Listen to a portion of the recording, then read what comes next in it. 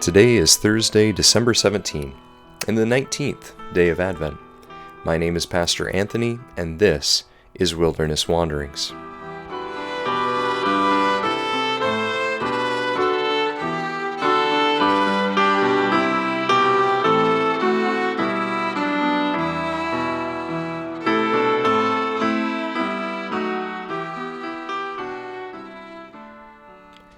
Today our text comes from John chapter 6. Jesus said, "Have the people sit down." There was plenty of grass in that place, and they sat down. About 5,000 men were there. Jesus then took the loaves, gave thanks, and distributed to those who were seated as much as they wanted. He did the same with the fish. When they had all had enough to eat, he said to his disciples, "Gather the pieces that are left over. Let nothing be wasted." So they gathered them, and filled 12 baskets with the pieces of the 5 barley loaves left over by those who had eaten.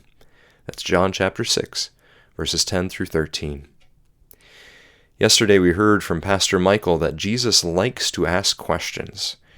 We also heard that Jesus brings his mercy with him wherever he goes.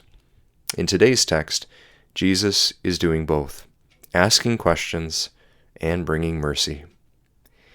In the lead up to these verses, Jesus sees a crowd coming and asks Philip where they should get bread to feed them all. "It would take more than a half a year's wages to buy enough bread for each one to have a bite," Philip replies.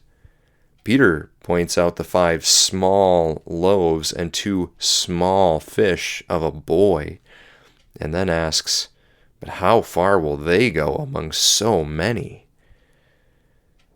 So the disciples may have had some money, and a boy had some food, but faced with such massive need, all they seemed to possess was scarcity.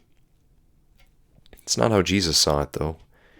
When the camera shifts to Jesus in this narrative, all of a sudden the language shifts from the small of the disciples to the plenty, as much as they wanted, and enough of Jesus.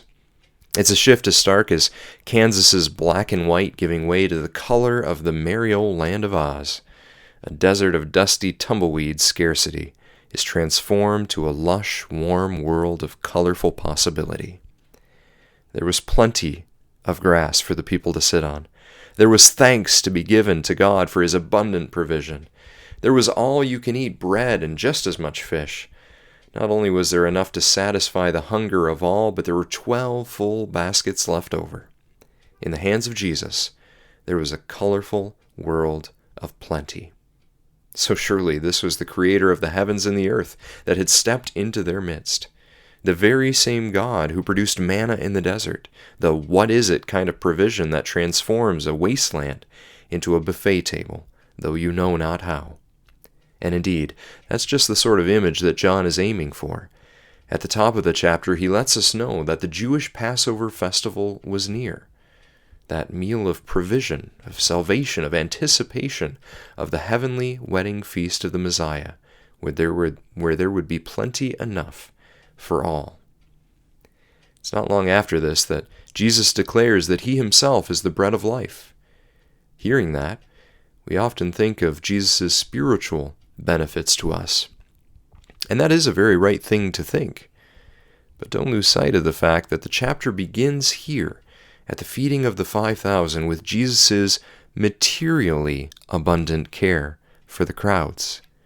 His mercy is not only spiritual, though it is that, but Jesus is also the God who is with us in our physical world and needs.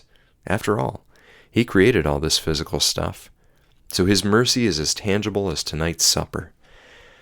It also means that wherever there is hunger in our world, that's very much something Jesus cares for and invites his church to care for too.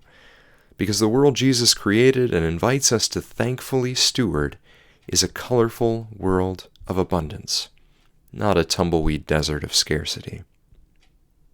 So on my ornament today, I tried to draw a colorful basket of bread and people on a hillside. Whatever God's colorful world of abundance might look like to you, go ahead and draw it. For a tangible activity today, I invite you to make a donation, large or small, out of what God has given to you in cash or non-perishable food items to a food bank, like the one right next to our church, Neighbor to Neighbor Center. Link to their site is here in the notes. And of course, if you're listening from somewhere else, then find one in your community. But as you journey on, remember that it's not something you do alone. God is with us. May the peace of the Lord Christ go with you wherever he may send you. May he guide you through the wilderness, protect you through the storm. May he bring you home rejoicing at the wonders he has shown you. May he bring you home rejoicing once again into our doors.